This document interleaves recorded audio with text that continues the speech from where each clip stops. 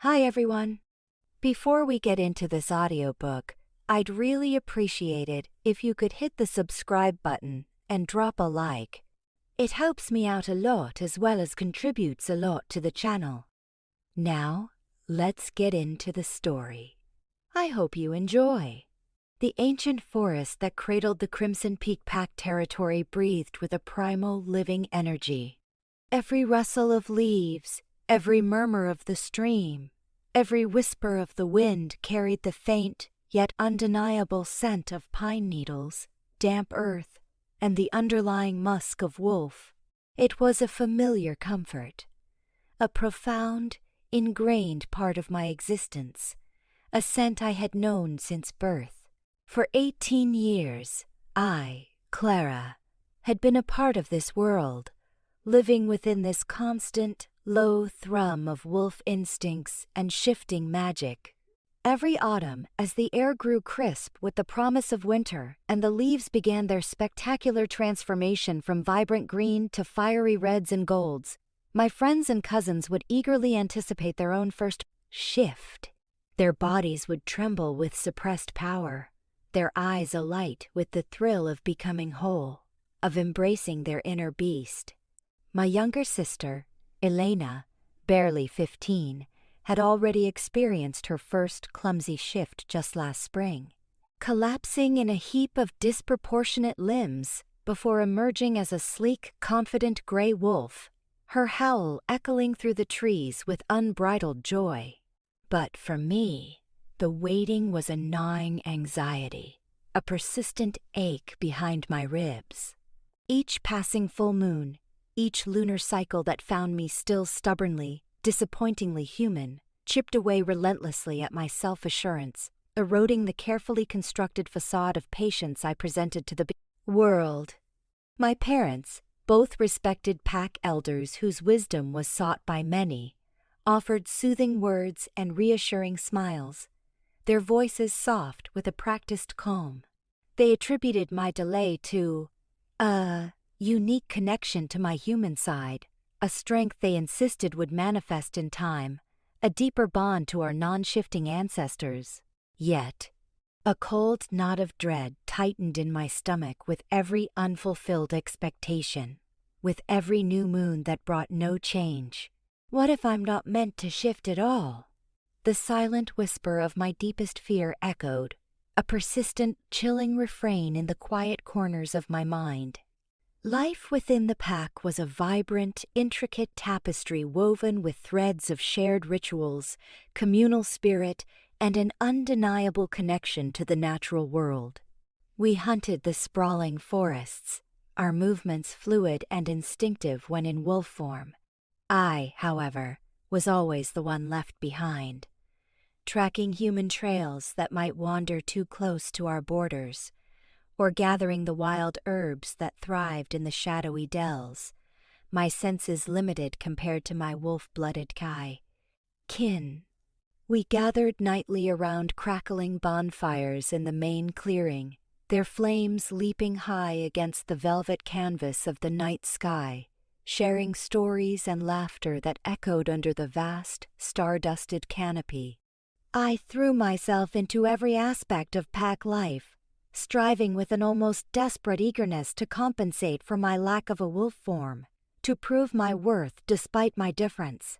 I devoured ancient texts on pack history, losing myself for hours in faded scrolls that spoke of forgotten traditions and heroic deeds. I meticulously studied herbology, memorizing the properties of every leaf and root, becoming adept at identifying rare medicinal plants.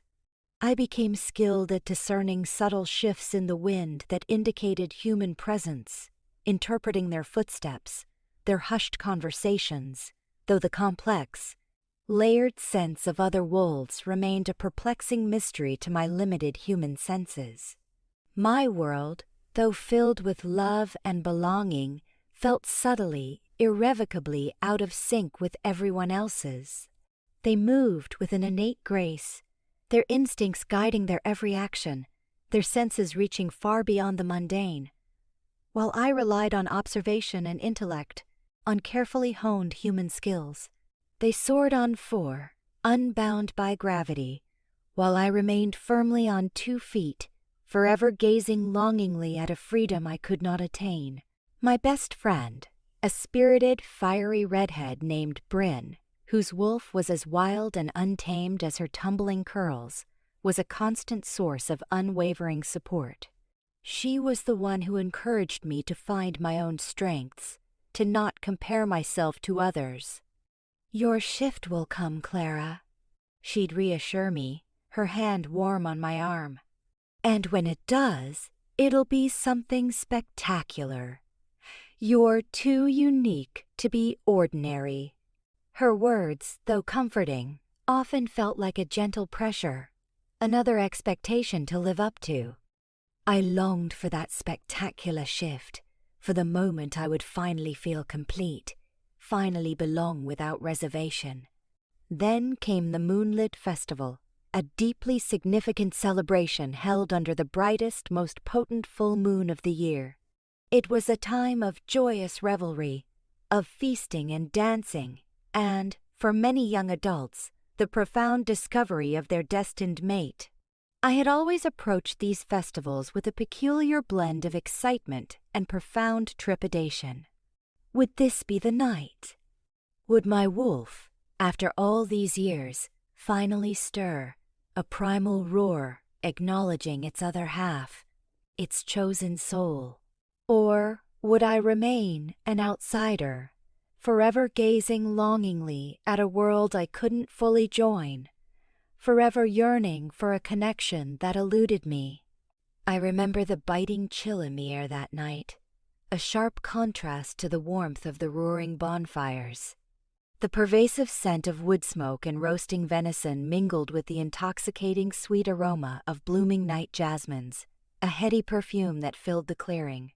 The pack gathered, a vibrant sea of faces illuminated by the golden flames, eager and joyous.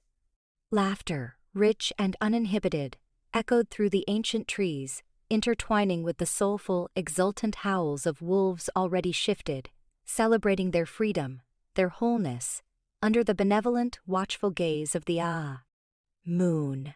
I wore my favorite deep green gown, a shade that mirrored the forest's depths, hoping its elegance, its subtle beauty, would somehow mask the frantic, desperate flutter in my stomach, the knot of nerves that threatened to consume me.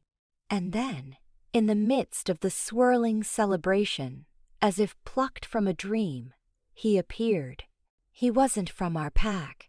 The very air around him shifted, carrying a scent that was utterly distinct, undeniably foreign, yet profoundly compelling, a deep, rich earthiness, the crisp, cold air of distant, snow-capped mountains, and an almost imperceptible undercurrent of something ancient and undeniably potent, like granite warmed warm by millennia of sun, a scent that hinted at immense power and an untamed wildness.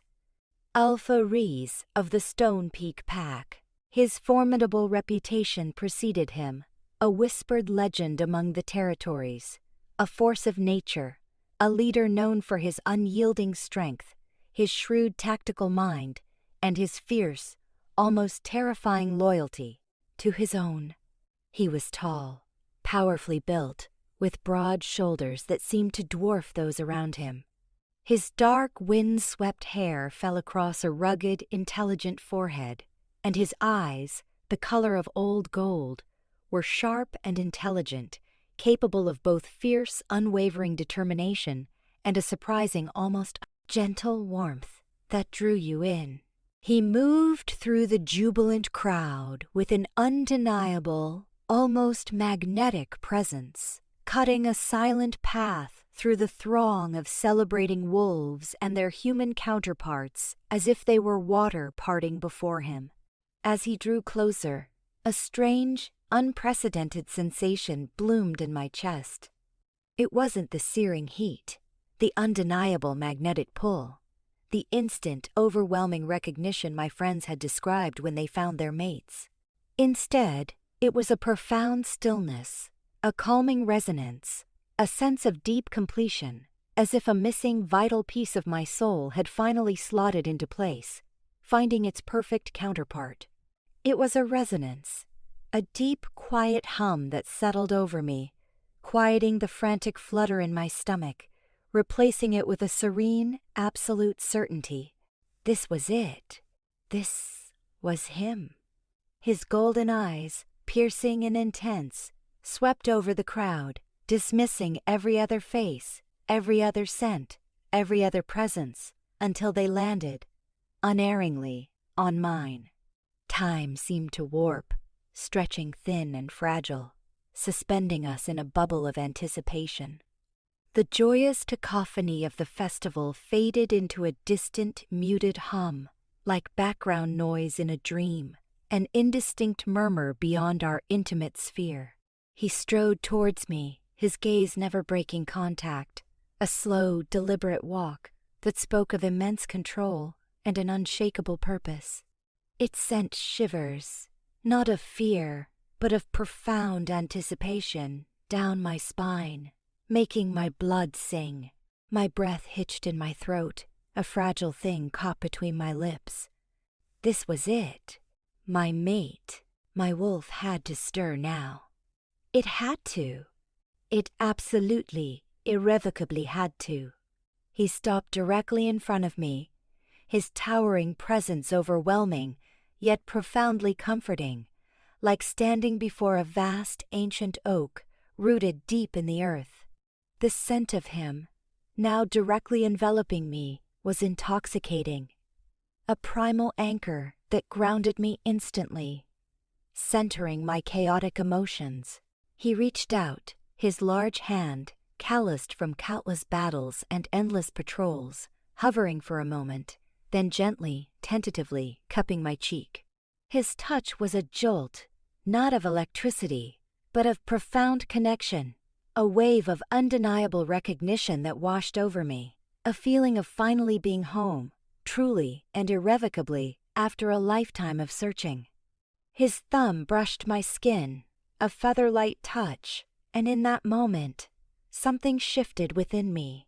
Not a wolf, not a physical transformation, but a deep, resonant echo, a sensation of ancient power stirring from a long, almost forgotten slumber, like a root cracking through dormant earth.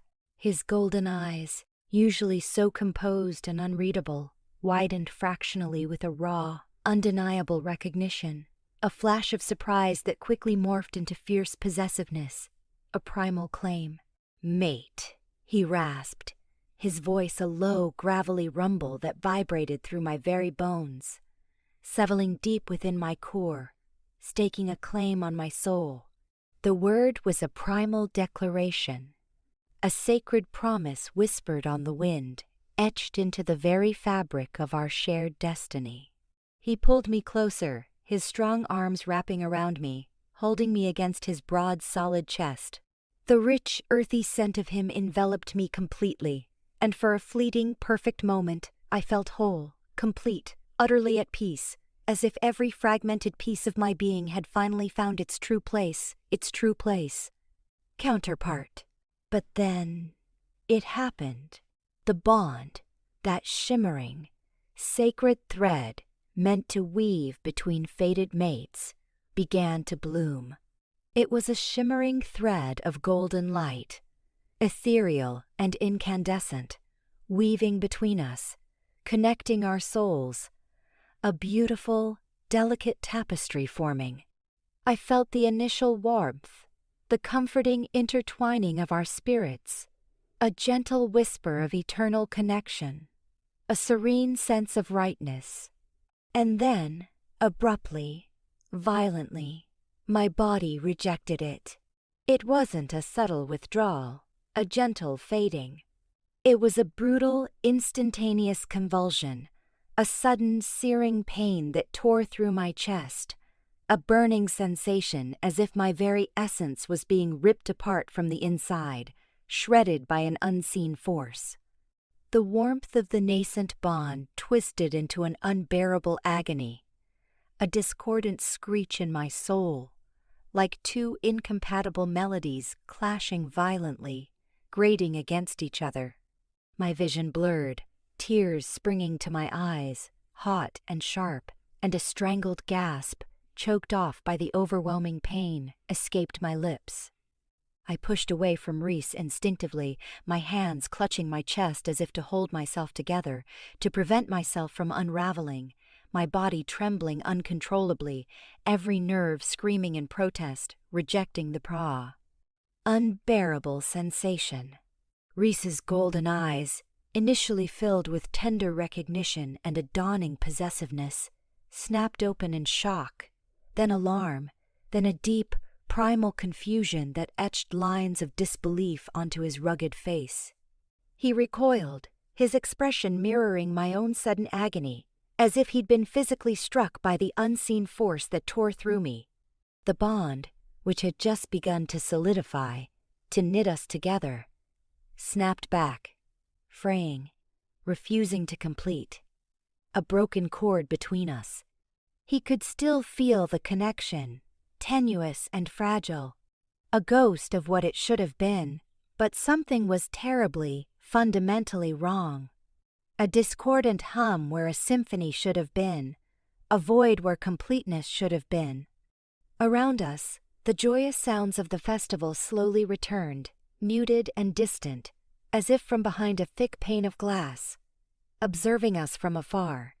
Pack members, sensing the dramatic shift in atmosphere, the sudden pall that had fallen over the clearing, began to turn, their expressions curious, then concerned, their conversations dying to confused murmurs, their laughter fading to worried whispers.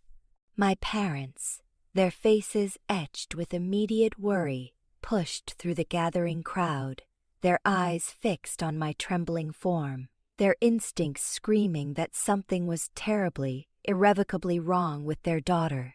"Clara? What's wrong, darling?" my mother cried, rushing forward, her hand reaching for me, her voice trembling with barely suppressed fear, her eyes wide with terror. I could only gasp for air, my lungs burning, my body still shaking uncontrollably, my mind reeling from the impossible, inexplicable pain, and the profound, terrifying truth that was dawning. The searing agony, though receding, left behind a hollow ache, a gaping wound where the bond should have been whole, complete. And in its place, a terrifying realization bloomed, cold and undeniable, settling deep into my bones, chilling me to my core. My body hadn't just rejected the mate bond. It had rejected the wolf. It had rejected the very essence of what it meant to be mated to a shifter, to carry a wolf within, to be one of them. Rhys, his face a mask of bewildered pain and raw hurt, looked from me to his own outstretched hand, still suspended in the air between us, as if he could still feel the phantom connection, the promise that had just been violently snatched away. "The bonded failed," he whispered, his voice hoarse, filled with a raw disbelieving anguish, a primal cry of confusion. "It's incomplete, impossible." His golden eyes, filled with a deep, unsettling suspicion and a dawning horror, scanned my trembling form, assessing, analyzing, searching for an answer, for an explanation to the inexplicable. You're not a wolf." The words hung in the air, thick and suffocating, echoing the cold whisper of my deepest, most terrifying fear, a truth I had long suspected but dared not voice.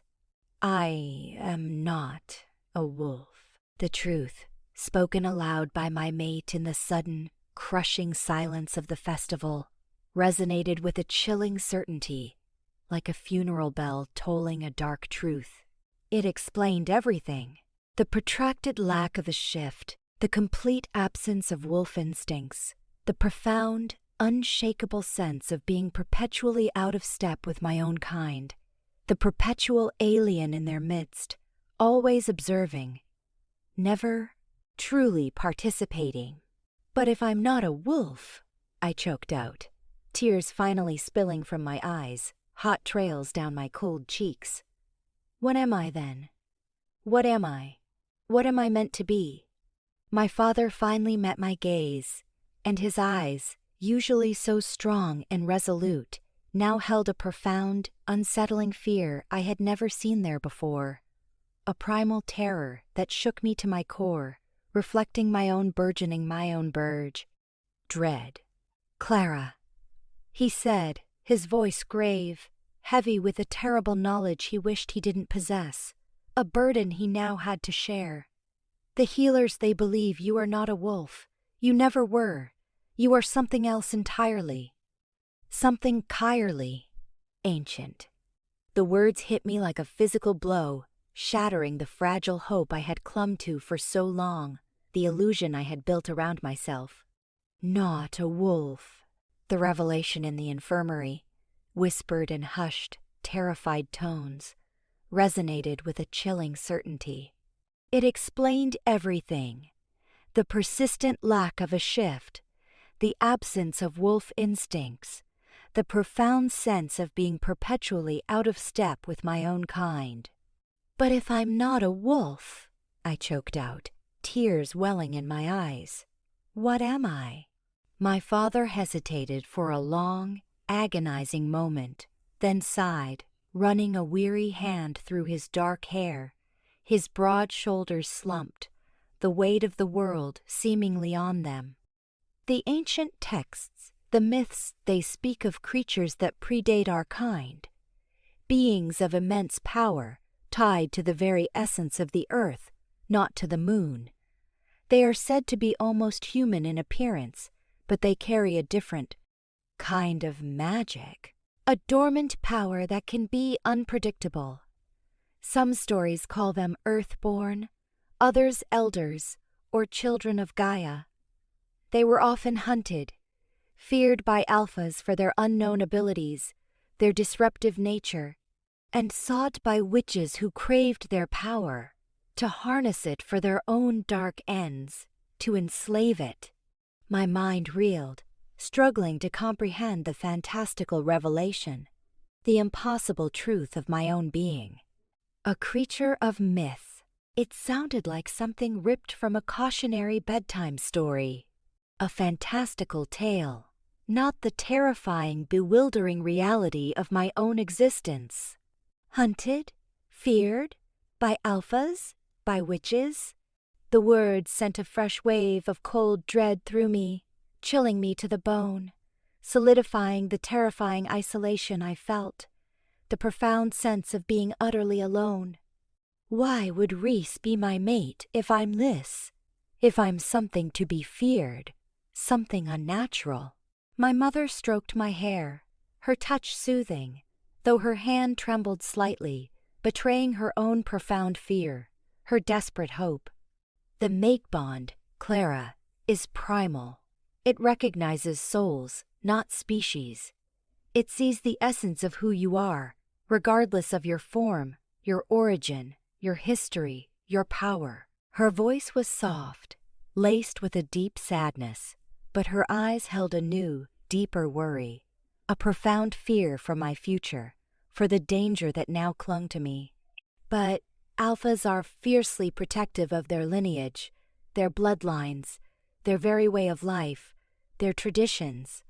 To be mated to something unknown, something potentially dangerous, something that defies all their understanding and established order, it would be an unimaginable challenge to his authority, to his very perception of his world, his entire being.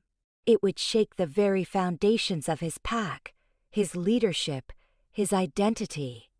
"So he left me," I whispered, the pain of his abandonment sharper than any physical ache, a raw, gaping wound on my soul that eclipsed all other discomfort.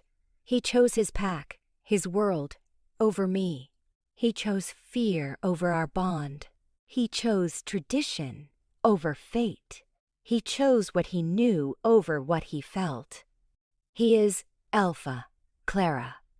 my father said, his voice laced with regret, a profound sadness that echoed in the quiet, sterile room. His duty is to his pack first. And the implications of this discovery are profound. Not just for you, but for him, for his pack, for all werewolf society. It shakes the very foundations of their world, challenges everything they thought they knew, everything they believed about destiny and purity.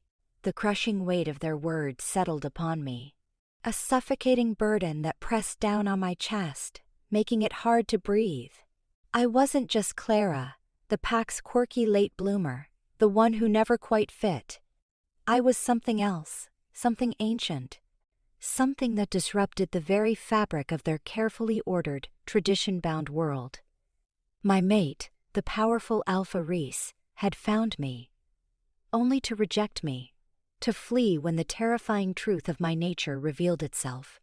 But the bond, though damaged, though incomplete, still pulsed within me, a faint, undeniable connection that refused to be severed, a desperate thread of light in the deepening gloom.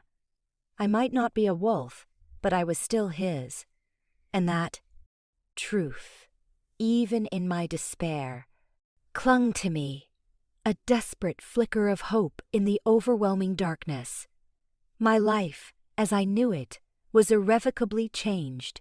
The terrifying, exhilarating question now was, what was I going to do about it? And what would Rhys, my unwilling, conflicted mate, do about the impossible truth of our bond? The answers seemed to stretch into a vast, uncharted wilderness. The silent world of the earth, born the days following the profound revelation, stretched into a relentless blur of hushed conversations, furtive glances, and medical assessments that, infuriatingly, yielded no definitive answers. The pack healers, accustomed to mending broken bones and curing wolf illnesses, were utterly baffled by my physiological anomaly.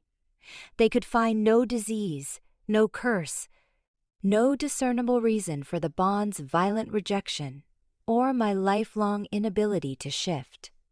Their expressions, once concerned, now held a growing apprehension, a hint of superstitious fear. My parents, though their love for me was unwavering, were clearly grappling with the enormity of the discovery, their faces etched with a fear they tried, and failed, to conceal. They tried to shield me from the pack's whispers, those soft, insidious murmurs that followed me like shadows. But the unease was palpable, a chilling undercurrent that permeated every interaction, every shared meal. The pack, once a comforting embrace, now felt like a fragile cage, its familiar warmth replaced by a chilling uncertainty, a profound distance. I was no longer Clara, one of them. I was something else, something unknown, something potentially dangerous, a mystery they couldn't solve and therefore feared. My primary caregiver during this bewildering period became an old pack elder named Lena, a woman whose wisdom was as ancient as the towering mountains that bordered our territory. Her eyes, the color of moss after a spring rain, held a deep, knowing understanding that seemed to transcend the immediate fear and confusion that clouded everyone else's judgment. She moved with a slow, deliberate grace, her gnarled hands belying a surprising strength. She listened patiently to my torrent of questions, my desperate pleas for understanding, her silence often more comforting than any words. Her gnarled fingers often traced calming, rhythmic patterns on my hand, a silent comfort that spoke more eloquently than words, grounding me when my thoughts spun wildly. "The bond chose you, little one," Lena murmured one afternoon, her voice raspy with age, yet clear and firm, like a truth etched in stone. She was preparing a herbal tea, its earthy aroma filling her small, cluttered cottage. And it chose him. That is truth. That is fate, laid bare. What you are, it is not a curse, but a gift. A rare part of the old world, returning to remind us of what we have forgotten, of the deeper connections that bind all living things. A gift that made my mate leave me, I countered bitterly, the ache of Rhys's departure a constant dull throb in my chest, a phantom limb of my soul, always reaching, always yearning. A gift that made him choose fear over me, tradition over destiny. My voice was laced with cynicism, a raw wound on my soul that refused to heal. Lena sighed, a long, weary sound that carried the weight of centuries, her gaze distant, fixed on a point beyond the cottage walls, on something only she could see. Alphas are burdened by tradition, child, by the crushing weight of their pack's fears and expectations. Their responsibilities are immense. He will need time to understand what has truly happened, to accept it, to reconcile what he knows, what he has been taught, with what he felt, what his wolf chose. She paused, stirring her tea slowly. Patience is a virtue, especially when dealing with such profound truths. Except what? That his mate is a creature of myth, a harbinger of chaos, a danger to his pack? I scoffed, a raw, painful laugh escaping my lips, laced with a bitter cynicism that belied my aching heart. He's probably already performing ancient rituals to sever the bond. If he hasn't already, he's probably praying for its demise, for a way to erase my very existence from his. The mate bond cannot be severed if it is true, child, Lena stated firmly, her moss-colored eyes fixing on mine, unwavering in their conviction, radiating an ancient power that silenced my protests. It can be suppressed, denied, even ignored, but never truly broken. It binds souls, not just bodies.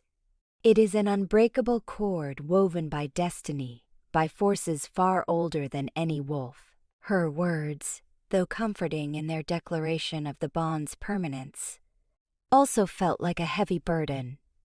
If the bond was truly unbreakable, then Rhys was still bound to me, even if he vehemently rejected it, even if he cursed its very existence. And what did that mean for him? For his pack? For the very fabric of his leadership? His future? During this unsettling time, confined mostly to Lena's cottage or our immediate family quarters, I began to notice subtle shifts within myself. A quiet, almost imperceptible awakening. The searing pain of the bond's initial rejection had subsided, leaving only a dull ache, a persistent phantom sensation. Something else had awakened, a quiet hum beneath my skin, resonating with the earth itself.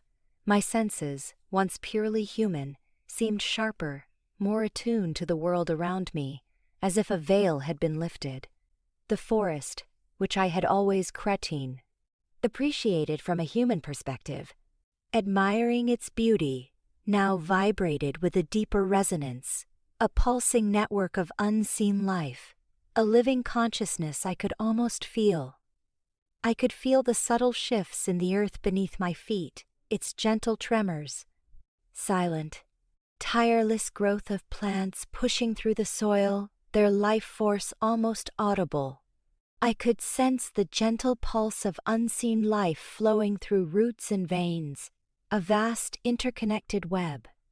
My understanding of the herbs I studied intensified, as if their properties were now intuitively known to me, their energies readily accessible, their secrets whispered directly into my mind. It was a faint, almost imperceptible shift, a quiet awakening, but it was undeniably there. Growing stronger with each passing day, a quiet testament to Lena's profound words. A dormant power stirring within. My parents, under Lena's persistent, quiet guidance, began to search through dusty old texts, ancient scrolls hidden in the pack's oldest, most forgotten archives, seeking any mention of the Earthborn, or Elders. They found scattered references, fragmented verses, cautionary tales filled with dire warnings. The beings were indeed described as rare, often solitary, said to live for centuries, deeply connected to the Earth's magic, its elemental forces, its very lifeblood. They were said to be able to influence natural elements, to heal with a touch, or to bring forth verdant life from barren ground. But the texts also spoke of the profound fear they inspired, the jealousy of their power, and the historical hunts by both alphas, who saw them as a direct threat to their dominance, their rigid power structures, and by witches who sought to harness their potent raw abilities for their own dark ends, to enslave such power for their own nefarious purposes.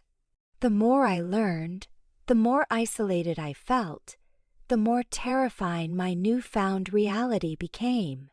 I was not just different. I was ancient, powerful, and potentially dangerous, a living myth walking among them, a catalyst for chaos or a harbinger of a new age, depending on who perceived me. The silence in Lena's cottage, often filled with only the scratching of her quill or the rustle of turning pages, became a reflection of my own internal landscape, a vast, echoing emptiness filled with questions and dawning, terrifying truths. The Alpha's burden far across the sprawling forests, within the formidable heart of the Stonepeak Pack territory, Alpha Rhys was experiencing his own profound turmoil.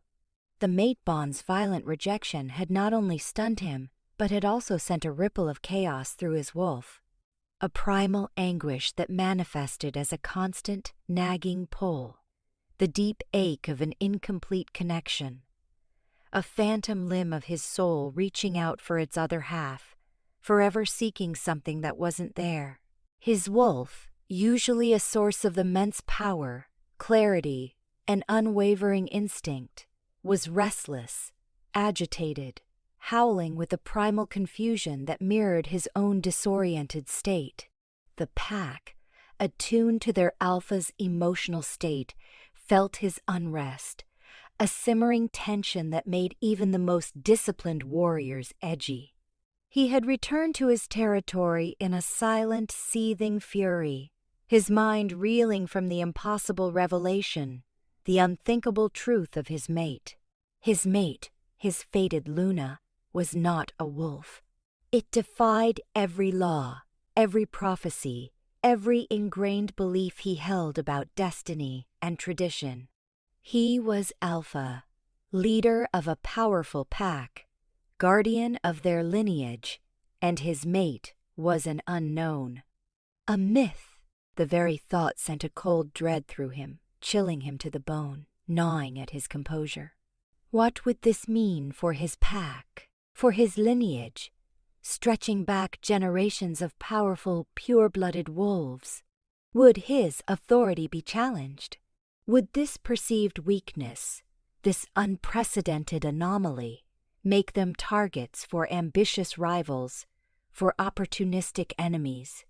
His beta, a grizzled, no-nonsense wolf named Kale, with eyes that had seen too many battles and too much sorrow, had been with him for decades, a steadfast pillar of loyalty, his voice often the only one Rhys truly listened to.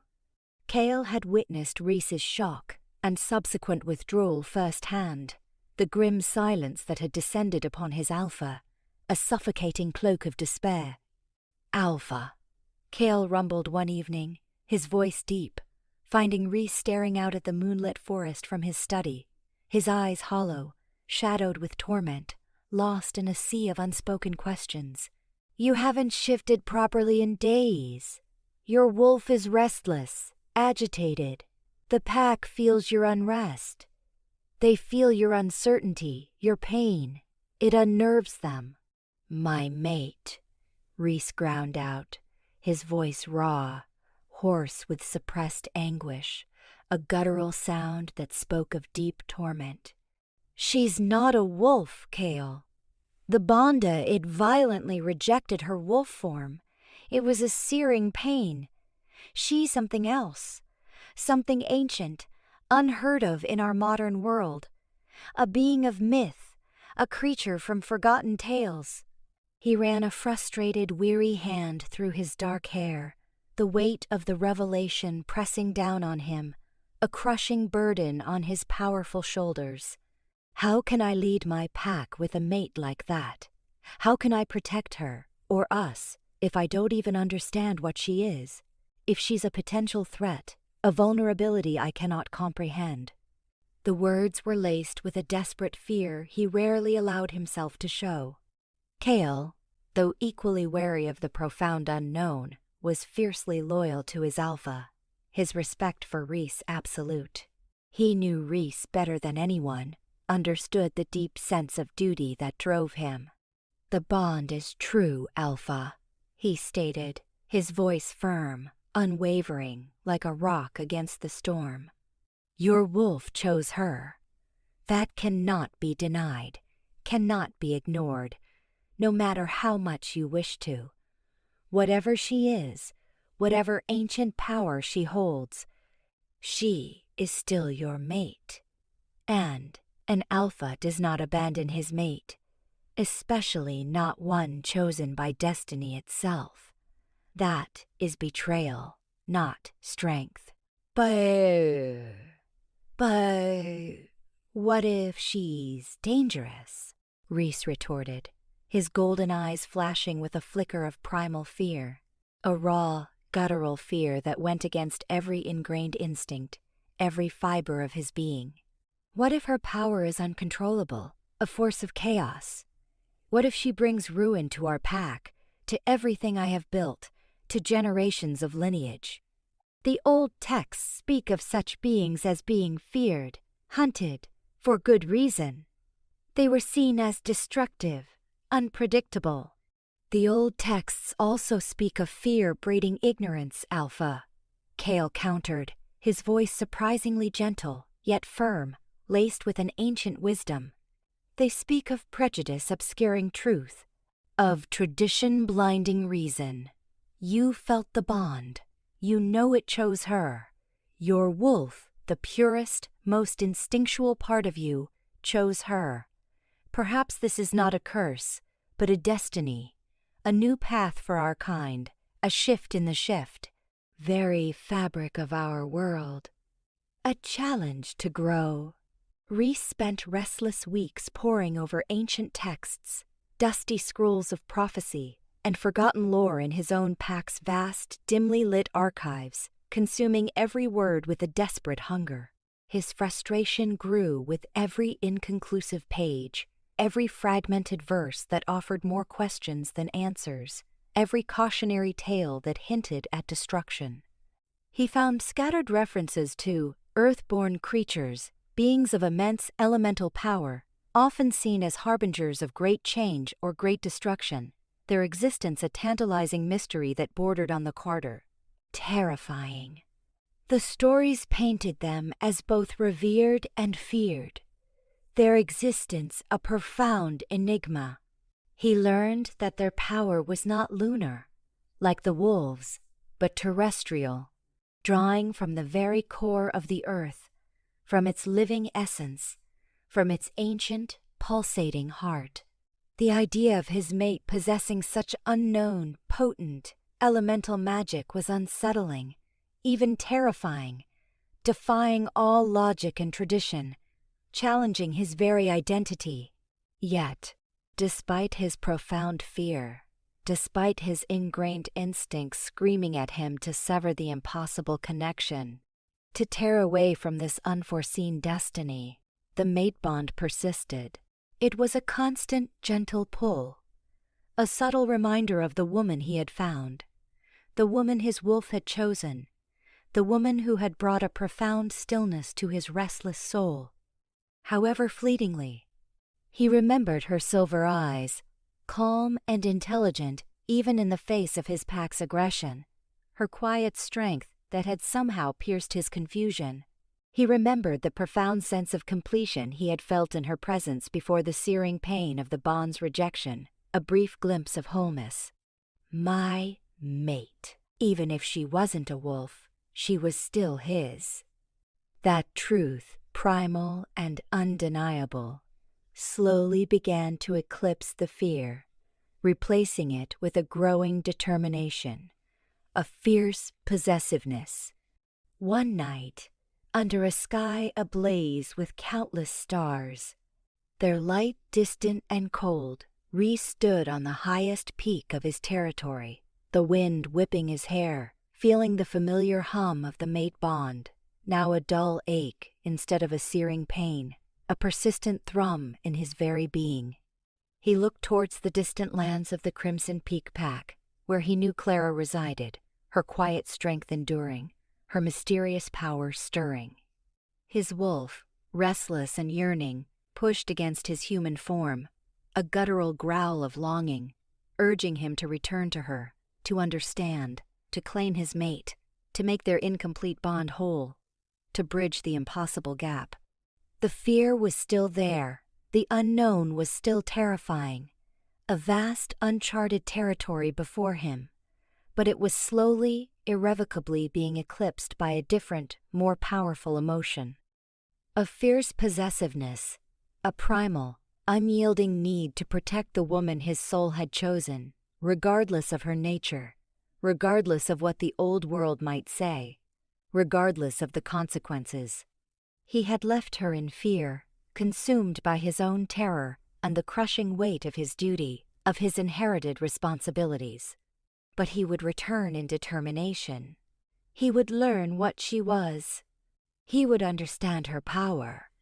And he would, somehow, find a way to make their bond whole, to bring balance to their fractured connection. He was Alpha Rhys, powerful leader of the Stonepeak Pack, and he would not abandon his mate, no matter the cost.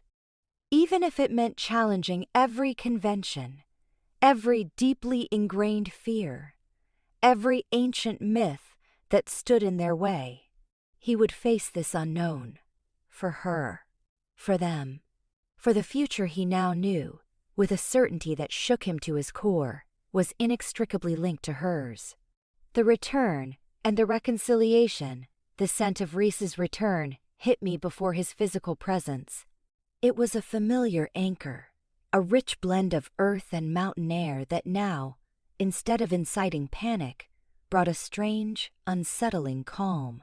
News of Alpha Rhys of Stonepeak arriving alone at our borders, not with a war party but with a quiet, almost desperate purpose, had spread like wildfire. A ripple of tension, quickly followed by a hesitant current of dawning hope, vibrated through the pack. My parents, their faces a complex mixture of apprehension and fragile optimism, were the first to greet him, their caution warring with their ingrained respect for an alpha of his standing, and their deepest yearning for their crubble.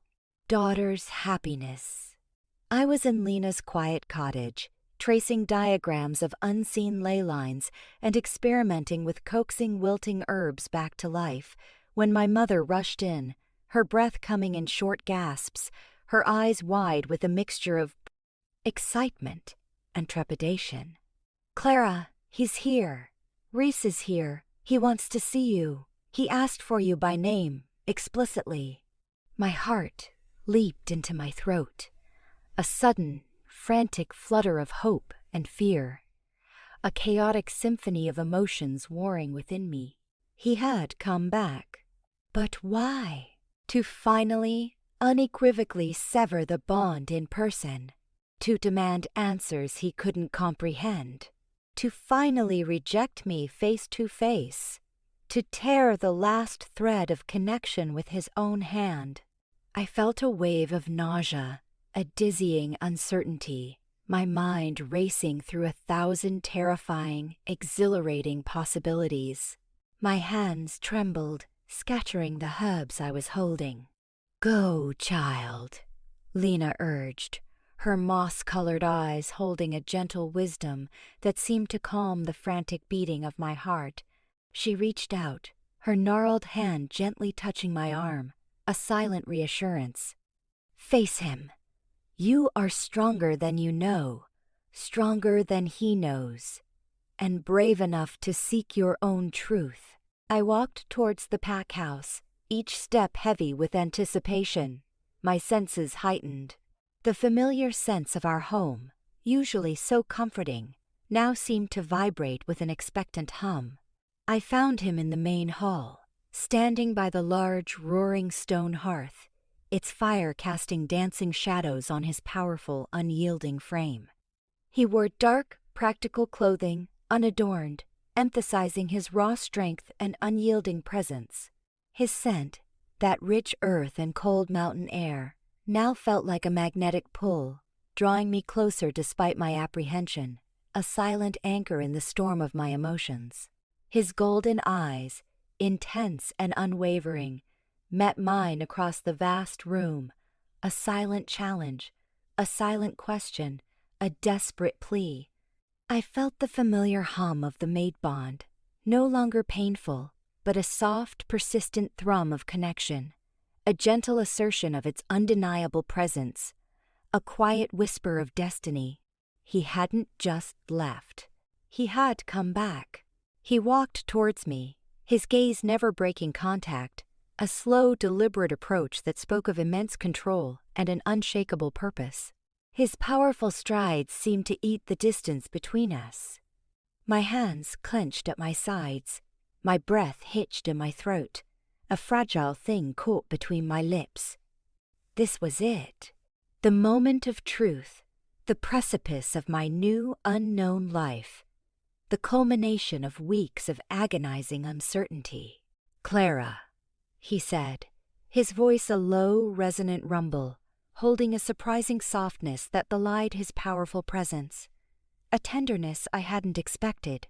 "I came back." "I know," I replied, my voice a mere whisper, laced with a tremor of uncertainty, a fragile hope. "Why?" He stopped just a few feet from me, his towering presence overwhelming, yet profoundly comforting, like standing before a vast ancient oak, rooted deep in the earth, offering shelter. He reached out, his hand hovering for a moment, then gently, tentatively, cupping my cheek, just as he had at the festival. This time, his touch sent a wave of inexplicable calm through me, a deep sense of belonging, as though I had finally found my place in the world, in his world, after a lifetime of searching. His thumb brushed my skin, a feather-light touch, and in that moment, something within me resonated, not a wolf, but a deep, powerful chord of pure, primal recognition. "Because," he began, his golden eyes searching mine, his gaze unwavering, revealing a raw vulnerability I hadn't seen before. "I left you in fear, and that was wrong. That was the greatest mistake of my life, the most profound regret I have ever known." He took a deep breath, his chest expanding, his resolve absolute. "My wolf chose you. The bond is true, undeniably so. Whatever you are, Clara, you are my mate, my Luna, and I will not abandon you, not ever again. I swear it on my life, on my pack, on everything I am." My eyes welled with tears, a flood of profound relief washing over me, cleansing the long agonizing weeks of despair, washing away the bitter taste of abandonment. The pain of his earlier departure, the crushing weight of isolation, began to recede, replaced by a fragile, dawning hope that shimmered like dawn light, promising a new beginning. "But I'm not a wolf," I whispered, the words still a source of profound insecurity, a raw wound on my soul, though less painful now. "I can't shift. I'm something else, something dangerous, feared, a creature of myth, an anomaly. Then we will learn what you are, together, Rhys stated, his voice firm, his resolve absolute, his gaze unwavering, radiating an unshakable conviction. We will understand your power, and we will face whatever fears those myths hold. Whatever challenges they bring, my pack, my duty, everything I am, is now tied to you, inextricably. We will find a way. We will carve a new path, a path for us, for our combined packs, for a future no one has dared to dream of. His words, filled with such unwavering conviction, were a balm to my wounded soul, a healing salve to my deepest insecurities, a promise of acceptance. I nodded, a tentative, tremulous smile gracing my lips, a glimmer of light in the profound darkness that had enveloped me. The silence between us was profound, filled with unspoken promises, with the fragile hope of a future we would have to forge against all odds, a future built on acceptance, courage, and an unbreakable bond. Over the next few weeks, Rhys became a constant, unwavering presence in my life, a steadfast anchor in the swirling chaos of uncertainty. He spent hours with me and Lena, poring over the ancient texts, deciphering forgotten languages, painstakingly piecing together the fragmented history of the Earthborn. He listened intently as Lena explained the nuances of terrestrial magic, the deep, fundamental connection to the Earth's raw energy, the potential for profound healing and verdant growth, but also the destructive power, if uncontrolled, if misused. He saw past the fear, driven by a primal, undeniable need to understand and protect his mate, to cherish her true nature, to build a future with her. He learned that my power was not lunar, like the wolves, dependent on the moon's cycles, but elemental, drawing directly from the very core of the earth, from its ancient, living heart. It was a slow awakening for me, a subtle blossoming within, like a deeply rooted seed finally pushing through the soil, reaching for the sun. I discovered I could coax life from wilting plants with a mere touch, their leaves unfurling, their colors deepening. I learned that the earth seemed to respond to my will in small, almost imperceptible ways, a silent conversation between us, a shared understanding. I could feel its pulse, its lifeblood, its deep, resonant hum. It was a terrifying and exhilarating discovery all at once, a constant confirmation of my true ancient nature, a profound responsibility. Rhys, witnessing these small, yet profound, manifestations of my power, was awestruck. His initial fear slowly, irrevocably morphed into a profound respect, then a fierce protectiveness that bordered on reverence. He saw not a flaw, not an abomination, but an extraordinary gift, a unique strength that complemented his own lunar-fueled power, creating a balance he hadn't known was possible, a harmony he now craved. The Stonepeak Pack, though initially wary and unsure, slowly began to accept Rhys's consistent presence and, by extension, my unique nature. My parents, seeing Rhys's unwavering devotion, visibly relaxed, their earlier fear easing into a quiet pride, a profound relief. Gareth, the beta, though still cautious and traditional, a staunch believer in the old ways, acknowledged Rhys's sincerity, his genuine commitment to our bond, his obvious adoration for me. The tension that had permeated the pack house gradually began to dissipate, replaced by a cautious, hopeful optimism, a sense of curious anticipation for what this new era might bring. Rhys also began the arduous uphill task of explaining my nature to his own pack, the formidable Stonepeak wolves. This was a much harder battle than any physical confrontation. Their alpha, mated to something that wasn't a wolf, challenged their deepest beliefs, their very understanding of their world, their centuries of tradition. He faced skepticism, fear, and even outright rebellion from some of his more traditional elders. Their prejudices deeply ingrained, their minds closed to anything new. "My mate is not a weakness, she is a strength," Rhys roared during one particularly heated pack meeting, his golden eyes blazing with conviction, his voice rattling the ancient stones of their pack house, vibrating with raw power.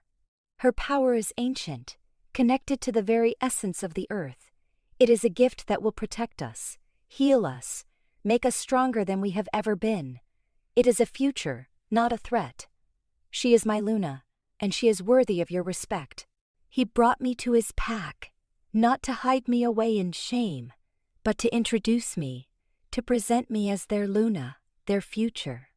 I stood beside him, my heart pounding, but my posture resolute, emanating a quiet dignity as he presented me to his wary, skeptical pack. I spoke to them, not of my inability to shift, but of the unique strengths I brought, of the potential for a new era of understanding between our kind and the ancient magic of the earth.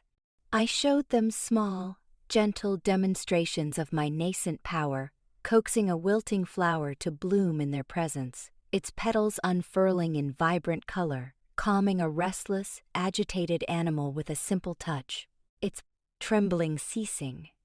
My honesty, my quiet strength, and Rhys's unwavering belief in me slowly began to chip away at their fear, replacing it with a hesitant curiosity, then a grudging respect, and finally, a fragile acceptance.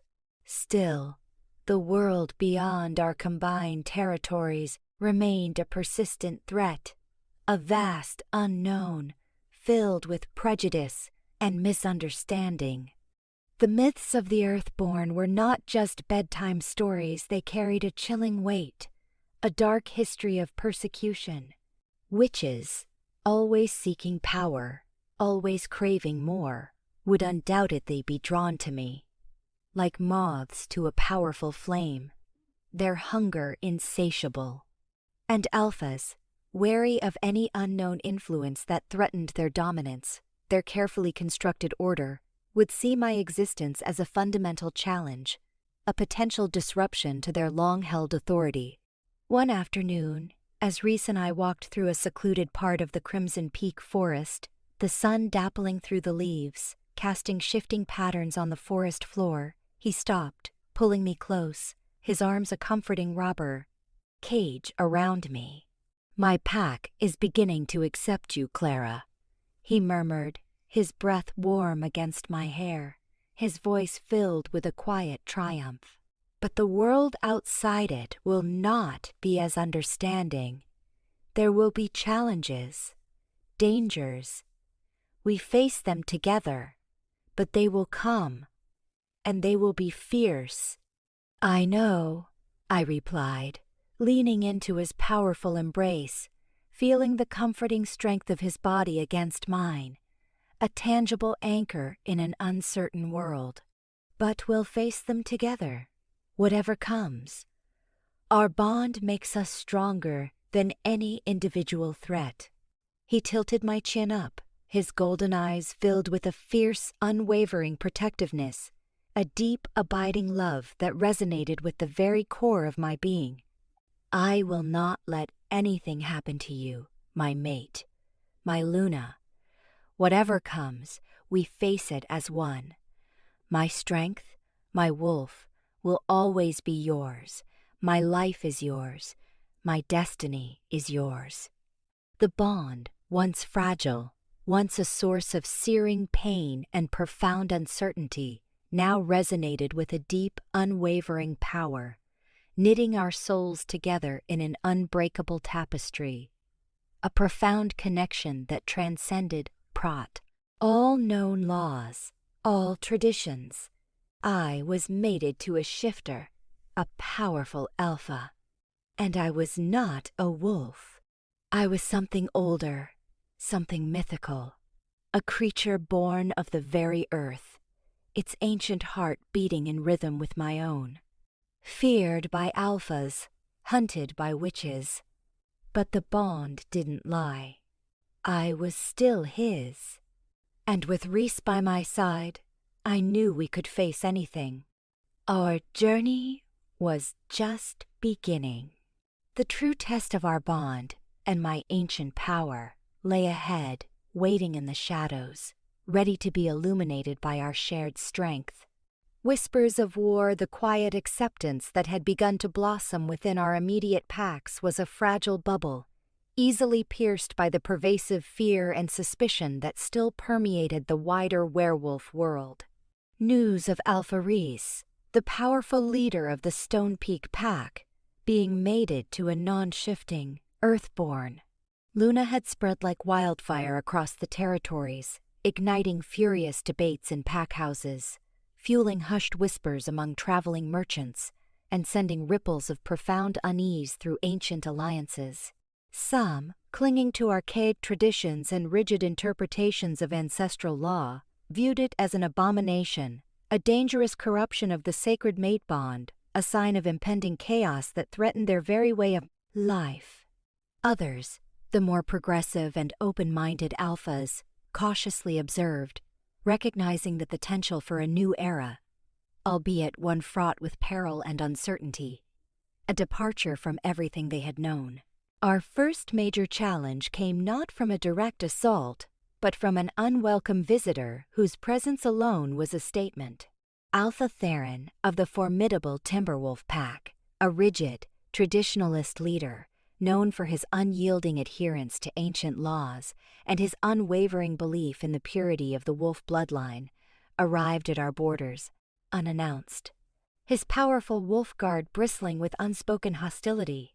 His pack was one of the largest and most influential in the region, their power rooted in their strict, almost fanatical adherence to the old ways, their disdain for anything deemed unnatural absolute, their bow.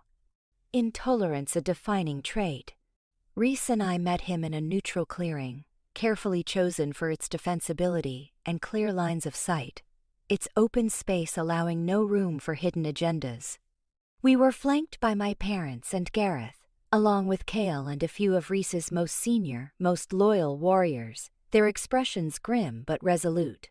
Theron was a hulking figure, his silver-gray fur thick and bristling, even in his human form, radiating an aura of cold, unyielding judgment and barely suppressed aggression.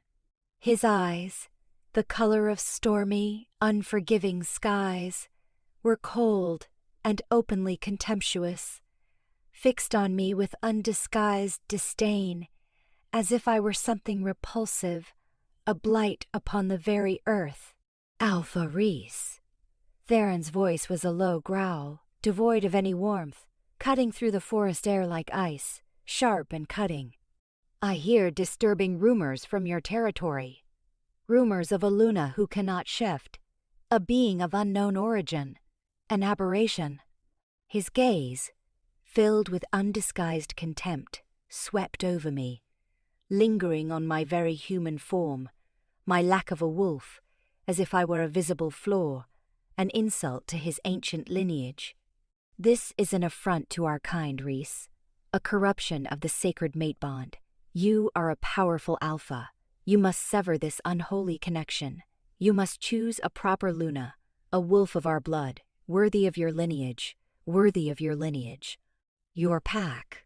Rhys stepped forward, his powerful frame radiating a controlled fury, a barely suppressed roar that vibrated through the ground, placing himself protectively in front of me, a living, breathing shield.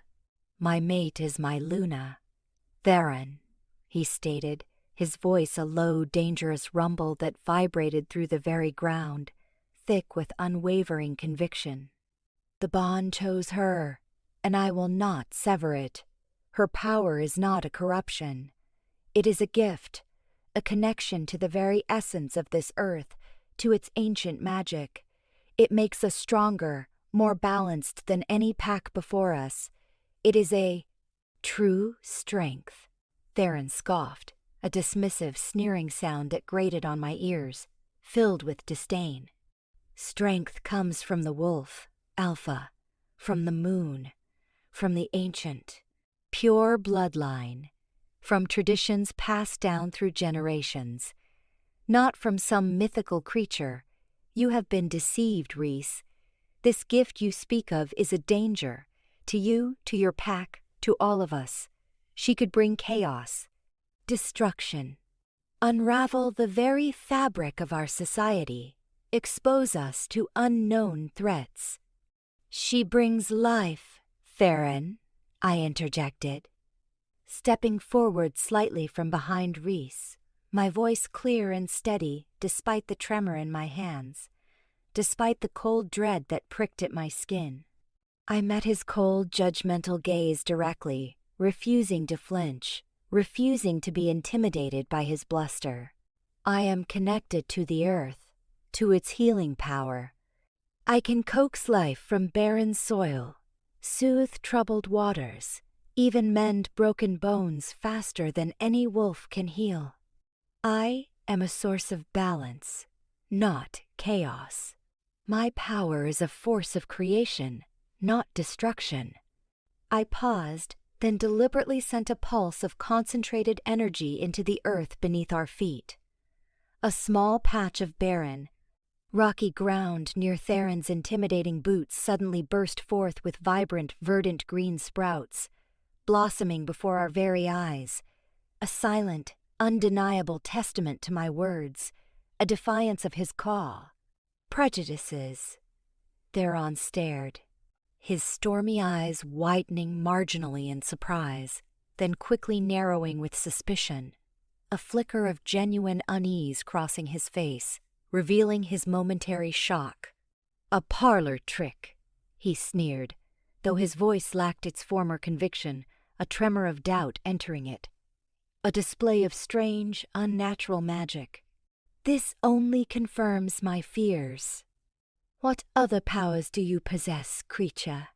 What destruction can you wreak? What hidden curses lie within you, waiting to unleash themselves? I seek no destruction, I replied, my voice holding a newfound authority, bolstered by Rhys's unwavering presence beside me, his solid warmth a constant reassurance. Only balance. Only peace.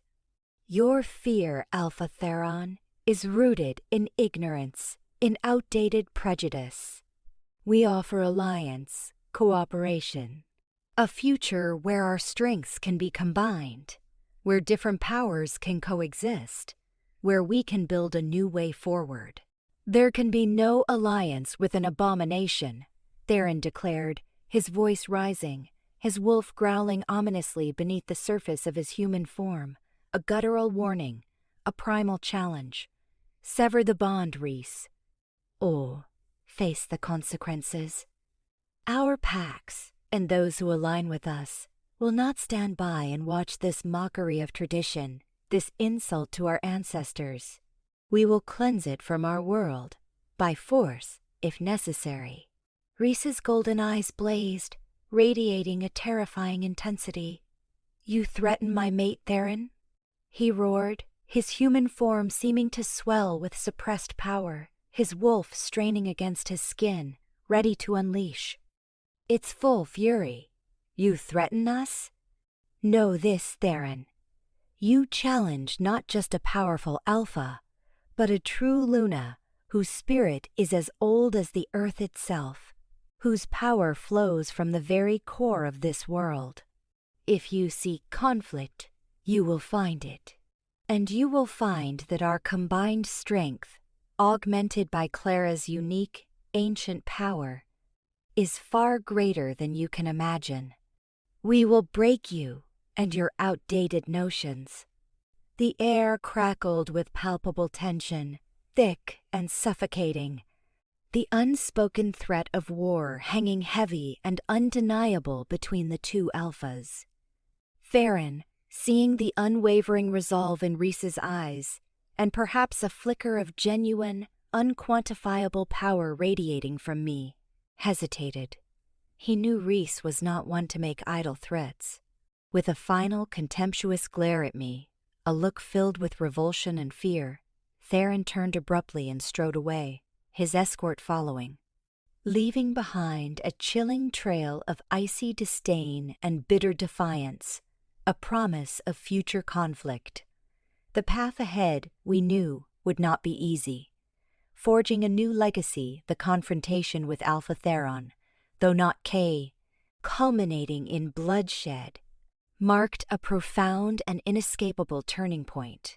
It solidified Rhys's resolve and our collective purpose as a couple, as leaders. We knew instinctively that we couldn't simply retreat into the fragile sanctity of our San-Fall. Own territories couldn't merely exist within our precarious bubble of acceptance.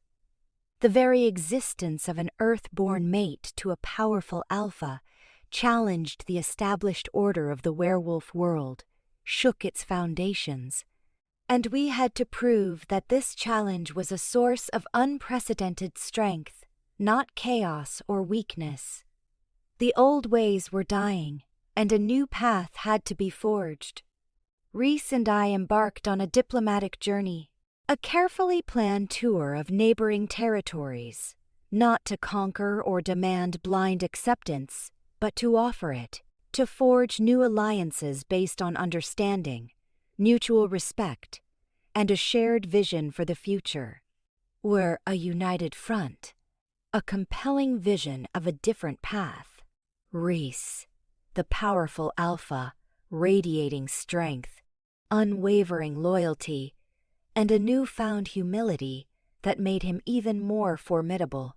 And I, Clara, the non-shifting Luna, demonstrating my unique connection to the Earth's ancient magic, my quiet strength, and my unwavering resolve.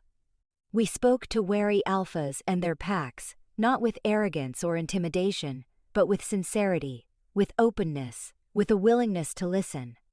I showed them small, controlled manifestations of my power, coaxing a withered plant back to vibrant life with a gentle touch, its leaves unfurling before their astonished eyes, calming a restless river, its tumultuous waters settling into a serene flow, even helping to mend a slow-healing injury on a pack member, knitting bone and flesh faster than any traditional wolf healing. I always demonstrated my capabilities carefully, subtly, demonstrating my unique power without threatening their ingrained traditions. Rhys, for his part, spoke eloquently of the balance I brought, the wisdom of the earth flowing through me, complementing his own lunar-fueled wrecker. Power, creating a new, harmonious dynamic that offered stability and growth. Some alphas remained entrenched in their fear, their traditions too deeply ingrained, their prejudices too strong to overcome. Their minds were closed, unwilling to see beyond what they had always known. But others, particularly those who had faced long-standing environmental challenges within their own territories, or struggled with internal strife within their own ranks, were intrigued. The Moonstone Pack, known for its strong healing traditions and its open-minded approach to spiritual matters, was among the first to open its doors to us, genuinely receptive to our message. Luna, a kind, elderly wolf named Maeve, whose eyes held the wisdom of generations and whose spirit radiated warmth, saw beyond the fear-mongering myths and immediately recognized the profound potential for healing and growth that my power represented. The old stories speak of the earth born as caretakers, child, Maeve mused during our visit, her eyes twinkling with a knowing warmth, a twinkle of ancient recognition. Guardians of nature, bringers of life, restorers of balance. Perhaps your bond, Clara, is not a mistake or an aberration. but a prophecy fulfilling itself in a new age. A sign that the world is ready to heal, to find a new path forward. Her words were a profound balm to my soul, reaffirming Lena's quiet wisdom, resonating deeply within me, strengthening my resolve. Our alliance began to grow, slowly but steadily, like a deep-rooted tree. The Moonstone Pack, then the Riverbend clan, their waters flowing freely and clearly once more, then the Silent Woods Pack, whose forests began to thrive under my subtle influence, all extended their hands in friendship, drawn by the unique power of our combined leadership, the promise of a more balanced, prosperous future. We forged a new kind of alliance, not based on territorial conquest or brute strength, but on cooperation, mutual respect, and a shared vision of harmony between werewolf kind and the natural world, a future where diverse strengths could unite, where tradition and innovation could coexist. This was not merely a political alliance. It was a philosophical shift. Still, the shadow of Theron and his traditionalist allies loomed large. He was actively campaigning against us, spreading malicious rumors, painting me as a demonic aberration, a dangerous threat to all pure werewolf bloodlines, a harbinger of doom. He clung to the old laws, distorting them to suit his narrative, refusing to acknowledge the profound changes taking place. He gathered powerful alphas who shared his fears, those who clung desperately to the old ways, creating a formidable opposition that whispered constantly of war, of cleansing the world of what they deemed unnatural. And then another, more insidious threat emerged from the hidden corners of the world, from the shadows where power lurked. Witches. The whispers of an earth-born Luna, a creature of Ra. Ancient, untapped elemental power had reached their covens, their dark whispers carried on the wind. Their hunger for power was insatiable, their greed boundless, and the idea of harnessing my elemental magic, something entirely different from their moon-based spells, was too tempting for them to resist. They saw me not as a person, but as a resource, a tool to be exploited, a weapon to be wielded. We received an anonymous Inanna. Warning. A crude drawing left at our newly expanded border, a chilling message delivered in the dead of night. It depicted a human-like figure engulfed in sinister green flames, surrounded by cloaked, shadowy figures, their faces obscured. It was a stark, chilling message. They knew what I was, and they were coming. They were hunting me. Witches, Rhys growled, his golden eyes filled with a primal, barely suppressed rage, his wolf on edge, sensing the creeping darkness. He gripped my hand, his knuckles white, his touch a desperate, grounding reassurance. They are cunning, insidious. They will seek to control your power, or worse, to drain it from you, leaving you empty, a husk. They will not hesitate to use dark magic, the most corrupting kind, to achieve their ends. Then we will be prepared, I said, my voice firm, though a cold knot of dread tightened in my stomach, a knot of icy fear that pricked at my skin. The myths had warned of this, the ancient texts, speaking of the Earthborn being hunted by both alphas and witches. Now, both terrifying realities were converging, a storm on the horizon, drawing closer with every passing day. Our immediate response was to strengthen security around our combined territories. Rhys doubled patrols, implementing ancient wards that shimmered faintly in the moonlight, visible only to those with heightened senses, and established a network of vigilant scouts, their senses attuned to every whisper of wind, every unnatural scent, every shift in the atmosphere. I, guided by Lena, began to delve deeper into my own burgeoning powers. The earth itself seemed to respond to my will, its ancient heart beating in rhythm with my own, its energy flowing into me.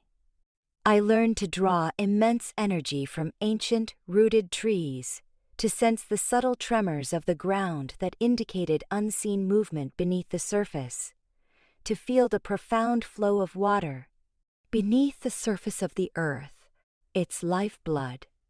It was a terrifying and exhilarating process, a constant battle to control the immense raw power stirring within me, a power I was only just beginning to understand, to harness effectively. One evening, as Rhys and I trained with our warriors, practicing defensive maneuvers that blended wolf agility with my nascent elemental control, he shifted into his powerful wolf form. He was a majestic, terrifying presence, his dark fur sleek, his golden eyes glowing with fierce determination, a loyal guardian. He ran alongside me, a silent protector, his immense speed and strength a powerful anchor, a bulwark against any threat.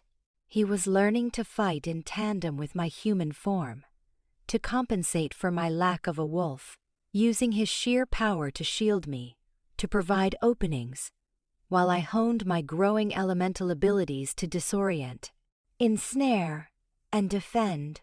"Your wolf," I murmured to him, mentally, our thoughts intertwining seamlessly, a deep, silent conversation between our souls as we paused for a moment, catching our breath, the scent of damp earth and exertion filling the purse.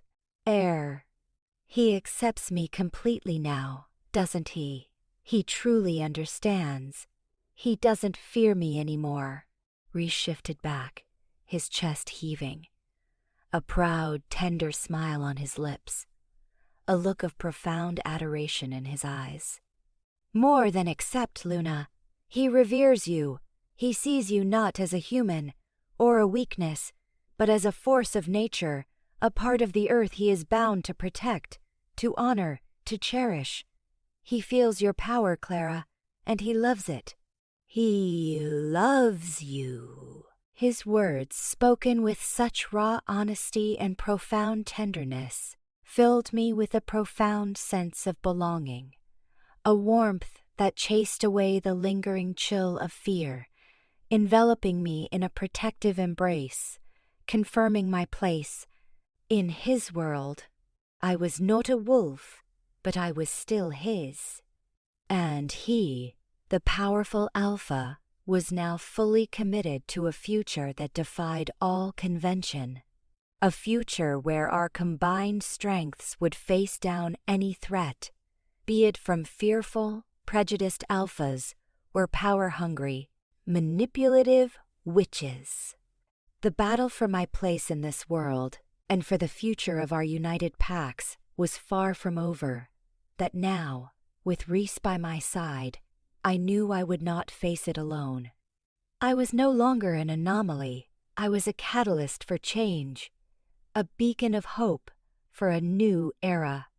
The shadow of the coven, the witch's first real offensive, was not a grand, overt assault, but a chillingly subtle probing, a creeping corruption designed to weaken our defenses from the inside out, to sow discord and fear. A pervasive blight began to spread on the edges of our joint territory, sickening the ancient trees, turning their vibrant leaves black and brittle, their branches skeletal.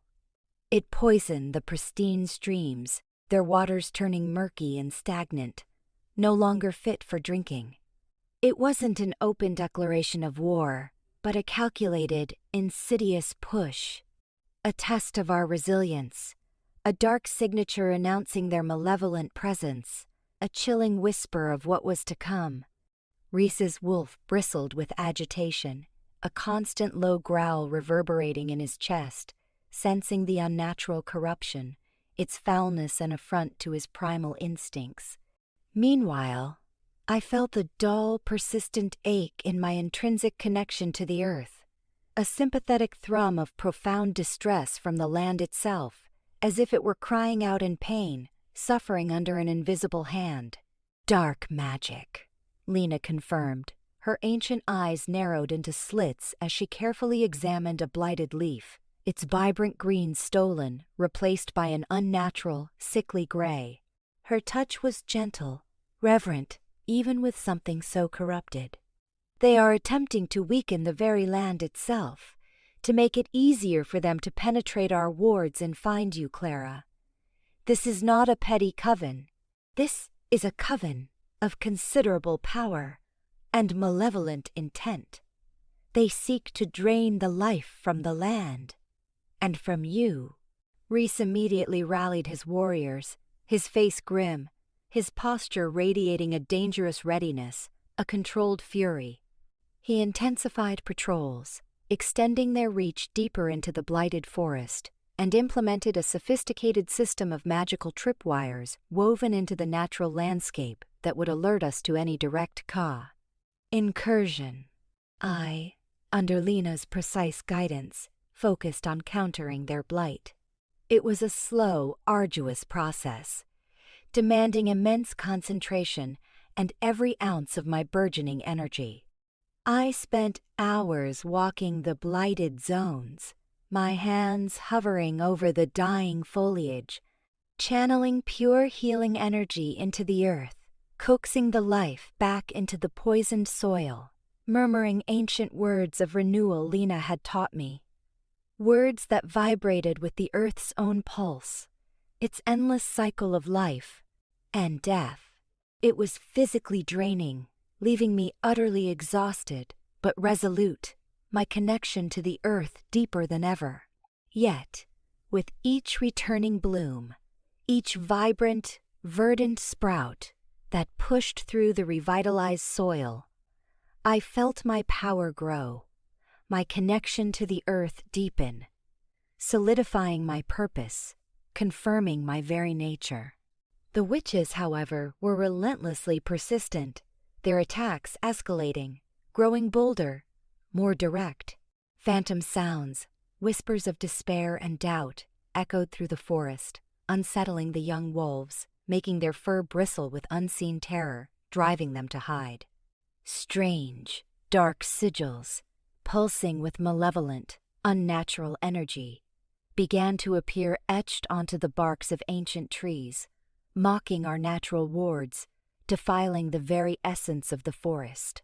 One night, a sudden, overwhelming wave of crippling fear washed over the pack, an unnatural terror that threatened to plunge even the strongest, most battle-hardened warriors into paralysis, their minds clouded by unseen horrors, their courage wavering. The sense of dread was palpable, a heavy blanket pressing down on everyone. Rhys, his face grim, eyes blazing with defiance, found me battling the encroaching, suffocating fear, standing firm amidst the terrified whimpers of the younger wolves and the agitated growls of the elders. He held me close, his strong arms a grounding anchor in the swirling chaos, his familiar scent a bulwark against the invading dread, a scent of safety and certainty. "They're trying to break our spirit, Clara," he growled, his voice a low, furious rumble, his golden eyes blazing with unyielding defiance. "To make us turn on you, to make us believe you are a curse, not a blessing, to poison our own bond from within, to make us doubt each other. They won't succeed," I vowed, my voice firm, though my hands trembled slightly, my own fear pushing at the edges of my resolve. I closed my eyes, focusing, reaching deep within, seeking the quiet, boundless strength of the earth, its ancient, steady heartbeat. I focused on the feeling of profound peace, of unwavering calm, of the unyielding resilience of nature itself, its endless capacity for renewal. I then pushed that sensation outwards, a wave of soothing, counteracting energy radiating from me, gently pushing back against the encroaching fear, gradually dissipating its suffocating hold on the pack, bringing a fragile, desperately needed peace, a quiet calm amidst the storm. The witches, realizing their subtle tactics weren't enough, but their insidious corruption was being countered. Their patience, or perhaps their arrogance, ran thin. The inevitable full-scale assault came during a new moon, a time of reduced lunar power for werewolves, a period when my earth-bound magic felt strongest, resonating deeply with the dormant earth below. It was a calculated, insidious move, designed to maximize their advantage, to strike when we were believed to be weakest, when the wolf was subdued. But we had prepared. Our combined packs, the Crimson Peak and Stonepeak wolves, stood united, their numbers swelled by our new allies, their senses heightened, their spirits grim but resolute. Our growing network of allies, the Moonstone Pack, the Riverbend Clan, and the Silent Woods Pack had sent reinforcements, their most skilled warriors, their loyal alphas honoring our burgeoning alliance with unyielding loyalty, their commitment absolute. The clearing in front of the pack house was transformed into a formidable defensive stronghold. Ancient wards shimmering faintly in the oppressive darkness, traps strategically placed in the undergrowth, their purpose unseen, their deadly intent clear. The witches appeared at the edge of the forest, cloaked figures moving with an eerie, unnatural silence, their movements fluid and sinister. Their faces, what little could be seen, were obscured by deep, oppressive shadows, their eyes glowing with malevolent, hungry intent, burning like embers. Their leader, a tall, gaunt woman with eyes like chips of polished obsidian, raised her gnarled hands, and the very air crackled with dark, oppressive energy, the scent of ozone and something rotten, something dead, filling the air.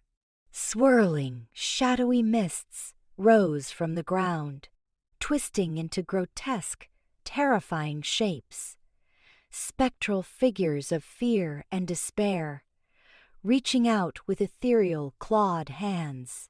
The Earthborn! Her voice was a chilling, amplified whisper that echoed through the clearing, vibrating with dark magic, seeming to emanate from all directions at once. Your power is ours. Yield, Alpha, or watch your pack be consumed by the darkness, torn apart by our will, annihilated by our magic. Rhys stepped forward, his wolf form a majestic, terrifying presence beside me, his dark fur bristling, his golden eyes blazing with defiant fury, a primal roar rumbling deep in his chest. "You will not touch her, sorceress," he roared, his voice shaking the very trees, vibrating the ground beneath our feet. "You will not touch my Luna, my mate, my pack. This is our home, and we will defend it with our lives. We will die before you touch her, then perish." The witch leader howled, her voice a piercing shriek that shredded the air, and with a chilling, blood-curdling cry, her shadowy army surged forward, a wave of dark magic and twisted illusions, a torrent of malevolence. The battle was brutal, a chaotic whirlwind of fur and fangs, spells and raw elemental power. The witches unleashed a barrage of dark spells. Bolts of black lightning tore through the air, hissing and crackling. Corrosive mists clung to everything. Burning skin and choking breath illusions designed to sow confusion and terror flickered through the ranks, making warriors fight shadows. Our allied wolves, led by Rhys and their own courageous alphas, met them with fierce, unwavering determination, their powerful forms tearing through the summoned mists, their primal instincts battling the unnatural magic with savage efficiency, their loyalty unshakable. I was at the very heart of the maelstrom, my human form radiating a quiet but potent green glow, a beacon of life in the encroaching darkness, a target they desperately sought. I channeled the earth's power, not just for defense, but for offense, my hands moving with an intuitive grace. Walls of rough, unyielding stone erupted from the ground to block the witches' charges, deflecting their deadly spells. Gnarly, ancient vines snaked from the earth like grasping, powerful hands, entangling their limbs, disrupting their spells, twisting around their ankles and wrists. I diverted bolts of black lightning with shimmering shields of pure earth energy, their dark power fizzling against my light, and pushed back the encroaching darkness with waves of pure, cleansing light. My magic flowing freely, a vibrant river of life. Lena stood beside me, her hand a steadying presence on my arm, guiding my power, her ancient wisdom a constant source of calm and unwavering resolve, murmuring words of encouragement and forgotten spells. Rhys, his wolf form a blur of speed and overwhelming power, protected me fiercely. He was a whirlwind of dark fur and gleaming fangs, tearing through the witch's illusions, his senses unerringly finding the true targets behind the deceptive spells, his focus absolute. He fought not just with strength, but with a desperate, primal protectiveness for his mate, a fierce, burning love that radiated from him, brighter than any magic, a testament to their bond. The battle raged, a deafening symphony of growls, snarls, screams, and the crackle of magic, the air thick with tension and the smell of ozone. We pushed them back, but they were formidable, their numbers seemingly endless, their dark magic relentless. I felt a surge of desperate energy, a profound, urgent need to end this, to protect my pack, my mate, to bring an end to the terror.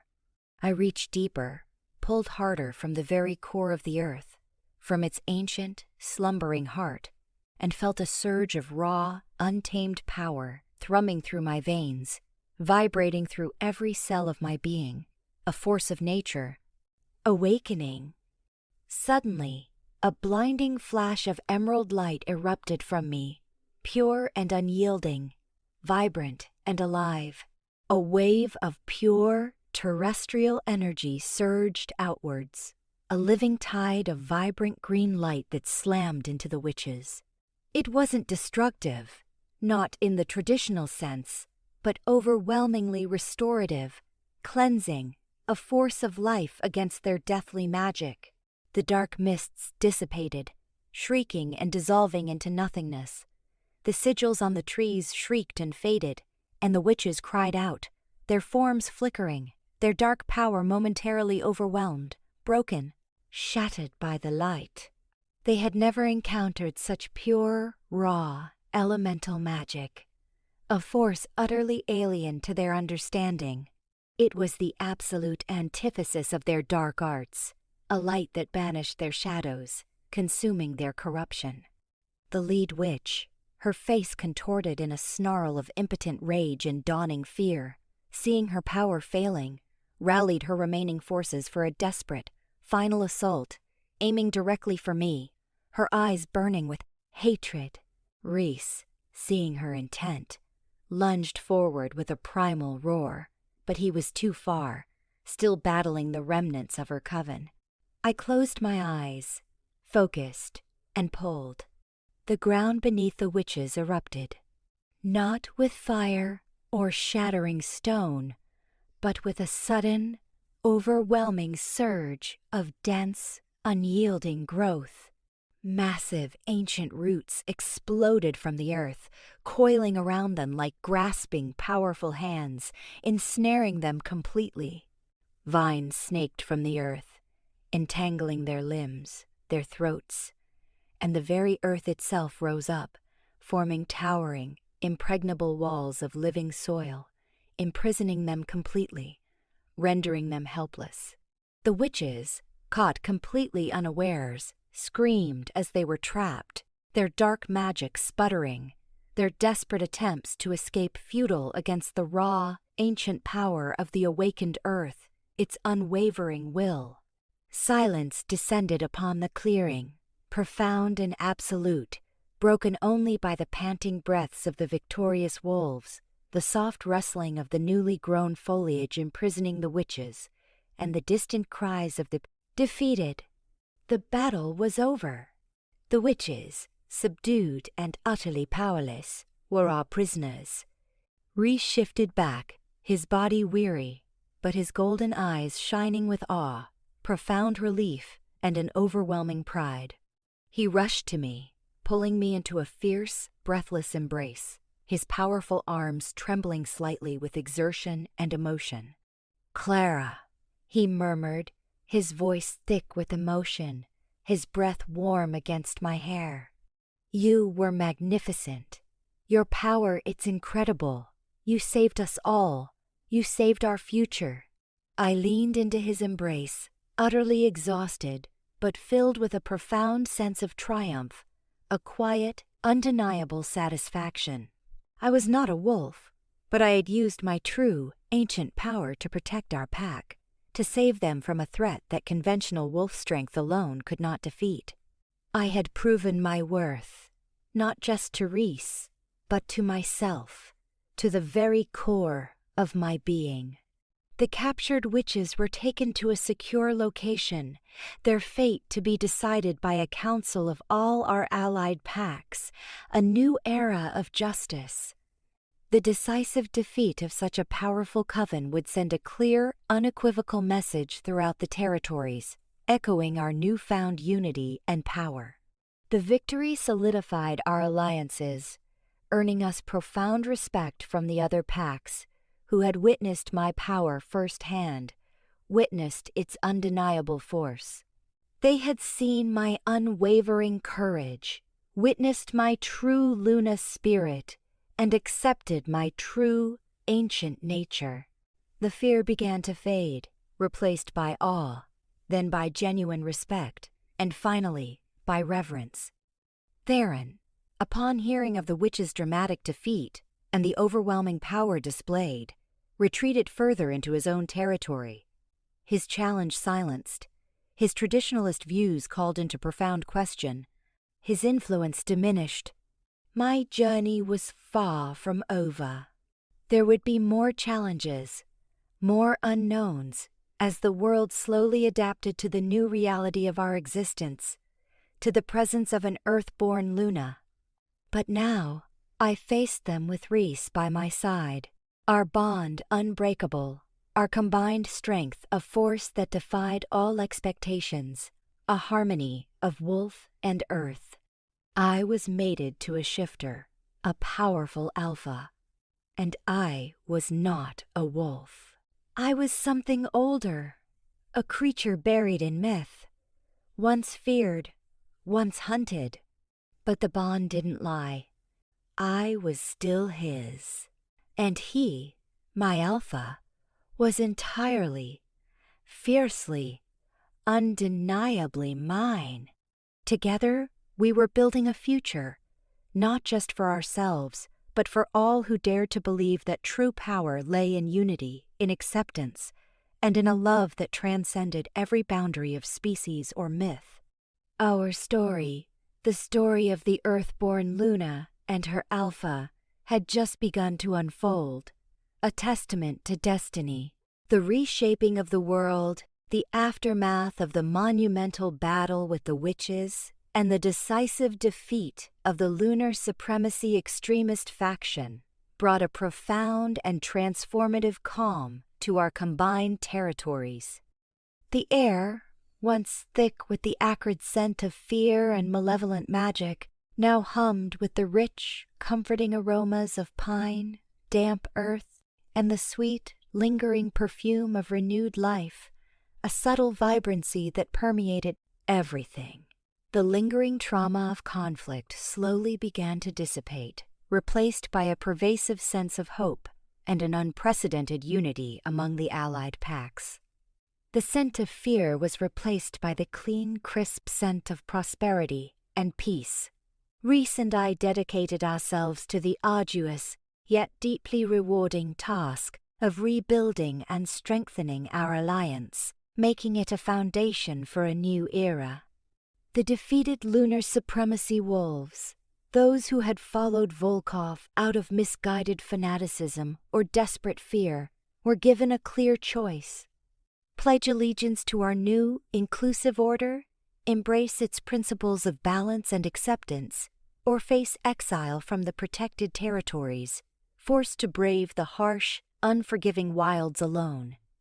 Many, disillusioned by Volkov's senseless brutality and witnessing the undeniable strength of our unity, chose to integrate, their rigid beliefs slowly softening under the influence of prolonged peace, genuine acceptance, and the prosperity they now witnessed. Theron, once a formidable adversary, remained isolated in his own territory, his power significantly diminished as his traditionalist, fear-mongering views found less and less traction in a world that was clearly, irrevocably shifting. His influence waned, his words carrying little weight compared to the thriving alliance we had forged. Our territories, now vast and secure, became a beacon of innovation and balance, a shining example of what could be achieved when diverse strengths united. Rhys, with his deep understanding of wolf instincts, pack dynamics, and military strategy, focused on optimizing defense and resource management.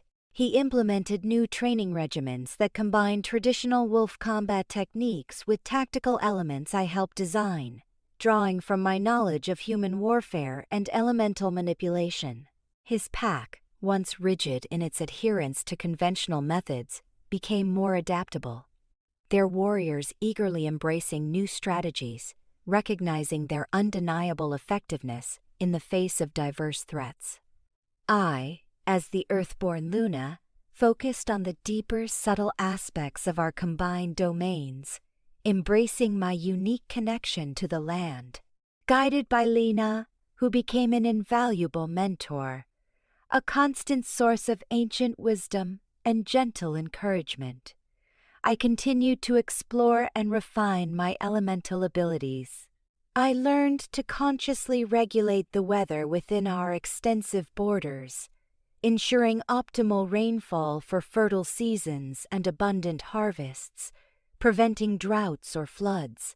I discovered how to purify large bodies of stagnant water, creating new, thriving fishing grounds and revitalizing ancient springs that had long since run dry.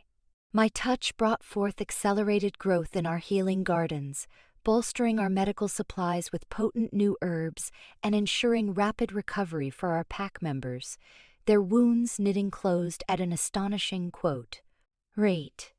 The land itself thrived under my influence, mirroring the burgeoning prosperity and health of our people, a living testament to the power of the Earthborn.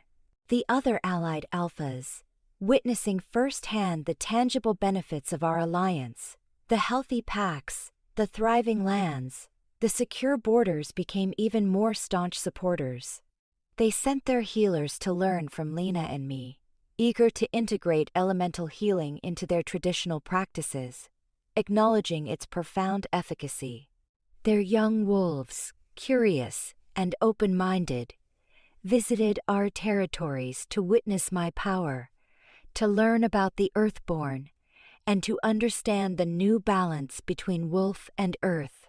Our alliance became a model for other packs across the continent, sparking a quiet revolution in werewolf society, challenging centuries of tradition and prejudice, proving that strength lay in unity, not conformity. A future unwritten life with Rhys settled into a rhythm of profound happiness and shared purpose. Our bond, once fractured and terrifying, had woven itself into an unbreakable tapestry, stronger than any traditional mate bond, forged in the crucible of adversity and mutual acceptance. We moved through our days with an unspoken understanding, a seamless flow of thought and action, our minds and spirits intertwined. He was my unwavering anchor, my fierce protector, his strength a constant comfort, a solid presence against the uncertainties of the world. I was his balance, his guide, my wisdom complementing his power, pushing him to see beyond primal instinct, to embrace a broader understanding of leadership, one rooted in empathy and interconnectedness. Rhys had truly come to cherish my unique nature, seeing it not as a burden but as an extraordinary gift. His wolf, no longer confused or agitated by my lack of shift, hummed with a profound, quiet contentment in my presence, a deep reverence for the earth-born Luna. He would often shift beside me in the quiet hours of the night, his large, powerful body curled protectively around my human form, his dark fur a warm, comforting blanket. His golden eyes, luminous even in the deepest darkness, would gaze at me with a depth of love that stole my breath away, a silent promise of forever. He was proud of me, of my power, of the impossible future we were building together, defying all odds. One crisp autumn evening, as the leaves began to turn crimson and gold, their colors mirroring the warmth that filled my heart, Rhys led me to a secluded clearing nestled deep within the ancient forest, a place where the earth's energy pulsed with an almost tangible force. It was bathed in the soft, ethereal glow of the setting sun, casting long, dancing shadows. The air was still, sacred, thick with the scent of damp earth and the subtle magic that now flowed freely and abundantly through our lands. He shifted into his magnificent wolf form, his dark fur shimmering like polished obsidian in the fading light, his powerful muscles rippling beneath his skin. He then nudged me gently with his massive head, guiding me to sit on a moss-covered stone, worn smooth by centuries of time. He lay down beside me, his golden eyes, soft and luminous, fixed on my face, reflecting the last rays of sunlight. My Luna. His wolf's voice echoed in my mind, a warm, resonant rumble that vibrated through my very soul. My heart beats for you. My wolf bows to you. My life is eternally yours. Every fiber of my being belongs to you.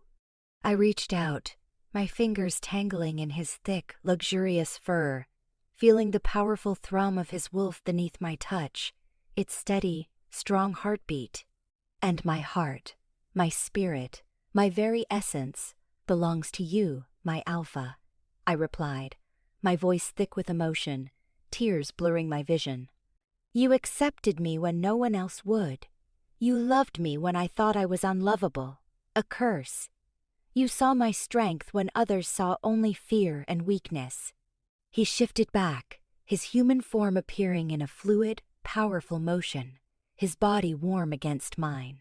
He pulled me gently into his arms, holding me close, his chin resting on the top of my head, his scent enveloping me completely.